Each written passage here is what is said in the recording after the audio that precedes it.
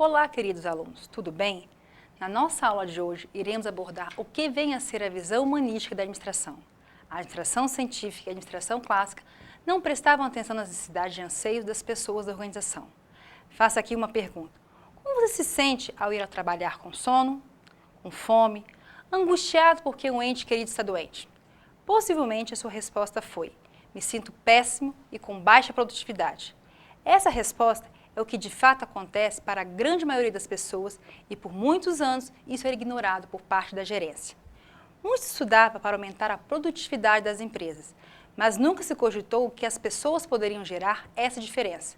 Foi a partir de 1930, com o crescimento das ciências sociais, principalmente da psicologia e mais especificamente da psicologia aplicada ao trabalho, tendo como objeto de estudo a adaptação do trabalhador ao trabalho e vice-versa. Começou a se questionar as teorias administrativas, científica e clássica, que não consideravam o ser humano, o estudo do homem e de sua relação ao trabalho, de sua relação no grupo e suas interdependências fortaleceu-se no meio de estudos e pesquisas. Surgiu assim a corrente crítica à teoria clássica, afirmando que o fator humano interferia na produtividade. Dois aspectos que formaram a preocupação da psicologia industrial foram a adaptação do trabalhador ao trabalho, ou seja, estuda os testes psicológicos na seleção científica dos trabalhadores. Todo estudo das características exigidas aos trabalhadores para cada tipo de trabalho. A seleção dentro dessas exigências, toda orientação profissional. Os fatores da aprendizagem, a influência psicológica da fadiga, a fisiologia do trabalho e a análise do acidente de trabalho. A adaptação do trabalho ao trabalhador, ou seja, tem como foco de estudo os aspectos mais psicológicos do trabalhador e sua personalidade, a do chefe e da relação desta com os trabalhadores, os fatores motivacionais, os incentivos do trabalho, a liderança sobre o ponto de vista psicológico e o impacto dos operários, as relações sociais e interpessoais dentro da organização e as comunicações formais e não formais. Com o surgimento da teoria humanista da administração, o velho conceito do trabalhador apático, preguiçoso, movido apenas por recompensas monetárias, ou seja, o conceito de homo economicus, que já estudamos, começava a ser questionado e deixado de lado em algumas organizações especialistas. A satisfação do trabalhador passava a ser importante para as empresas e ao lado humano de uma empresa passou a ser considerado importante e impactante nas organizações. Neste período, tivemos um autor importante chamado Ordway Teach e afirmava que a administração seria como uma arte própria e não somente uma ciência. Aqui eu deixo uma pergunta para reflexão. Administrar é arte ou ciência? Para Teach, o administrador precisava ser também educador e exercer a liderança para além do seu papel profissional, para assim poder influenciar e educar.